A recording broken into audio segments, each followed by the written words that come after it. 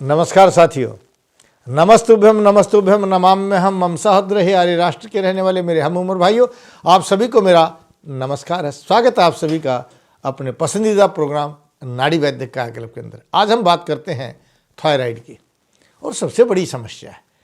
बहुत से लोग कहते हैं जी मैं खूब खाता हूँ लेकिन सेहत नहीं बनती, तो इसका मतलब आपको हाइपर थायराइड हो गया है और यह आपका वेट नहीं बढ़ने दे रहा, आपको खा पिया नहीं लग रहा है, आपका चेहरा काला पड़ता जा रहा है।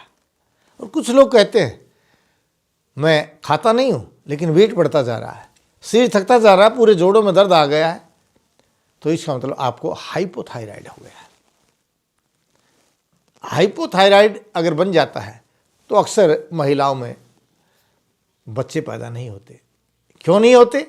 क्योंकि जैसे शरीर वेट बढ़ता चला जाता है वैसे ही गर्भाशय भी मोटा हो जाता है, और गर्भाशय मोटा होने के कारण वह पूर्ण रूप से बंद नहीं हो पाता, और जो बंद नहीं होता है तो अंदर का टेम्परेचर, वात पित्त कफ जो उसके अंदर मेंटेन करती है, जो बच्चे को निर्माण करने में सहायक होता है, वो अनबैलेंस हो जाता है। और जब वो अनबैलेंस हो जाता है तो संतान की प्राप्ति नहीं होती। चाहे हम IVF करा लेते हैं तो भी वो सफल नहीं हो पाते हैं और हार थक करके मायूस हो जाते हैं। ऐसे सभी लोग जो हैं, घबराने की आवश्यकता नहीं है, क्योंकि हाइपर आयुर्वेद में सहज तरीके से ठीक किया जाता है।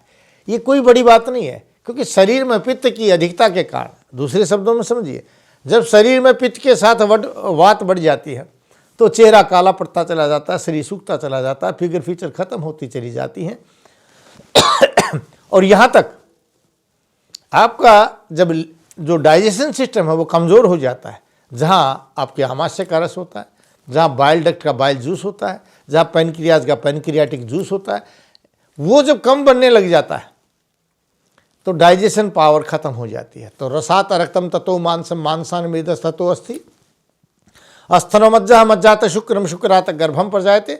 जो खाते हैं वह रस के द्वारा रक्त बनता है, लेकिन रसाग्नि अगर कमज़ोर हो जाती तो रस से रक्त नहीं बनता, कफ बनने लग जाता है, और जब कफ बनता है वेट बढ़ने लग जाता है, हाइपो बना जाता है। और जब गर्मी अधिक बढ़ जाती है, रक्त नहीं बना, तो अगली धातुएं कमज़ोर हो जाती हैं, वायु की अधिकता, शरीर सूखने लग जाता है, काला पड़ने लग जाता है। इस वात पित्त और कफ को ठीक करने के लिए आयुर्वेद कहता है घृतम अग्नि कर्म करोति। घी खाना वाला उसकी अग्नि जो है दीप्त हो जाती है। घृतम अग्नि कर्म करोति, घी आपकी शरीर की 13 प्रकार की अग्नियों को दीप्त करने का काम करता है।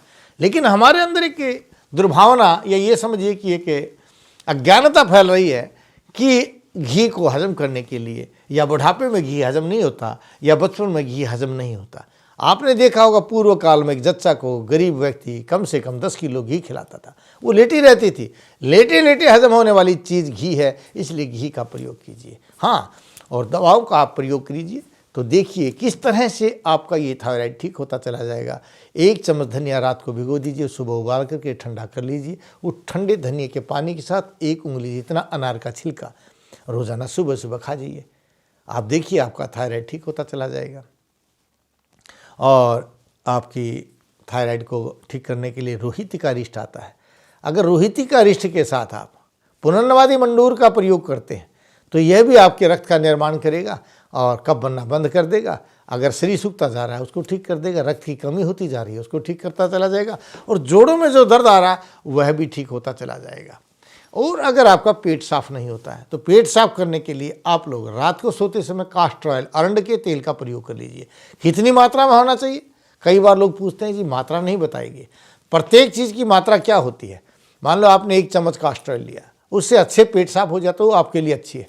अगर 1 चम्मच में नहीं होता, 3 चम्मच में होता तो 3 चम्मच ले लीजिए। बल और अबल के अनुसार ये मात्राएँ होती हैं। तो आयुर्वेद में जहाँ मात्रा नहीं बताएगी, आप जिसको लेकर के अच्छे से आपका मल विसर्जन होता है, मूत्र ठीक आता है, समझो वही मात्रा आपके लिए ठीक है और आप ठीक हो सकते हैं। घबराने की बात नहीं है, आप निसंतान भी नहीं रहेंगे, आपको थायराइड की बीमारी नहीं रहेगी, आपके जोड़ों में दर्द नहीं आएगा और आप सुखी स्वस्थ जीवन को व्यतीत करेंगे। जय भारत, जय भारती।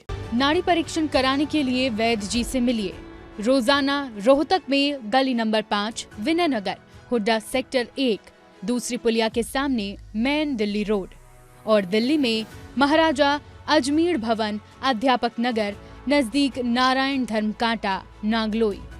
अधिक जानकारी के लिए संपर्क करें 8595299299 या 7428299299।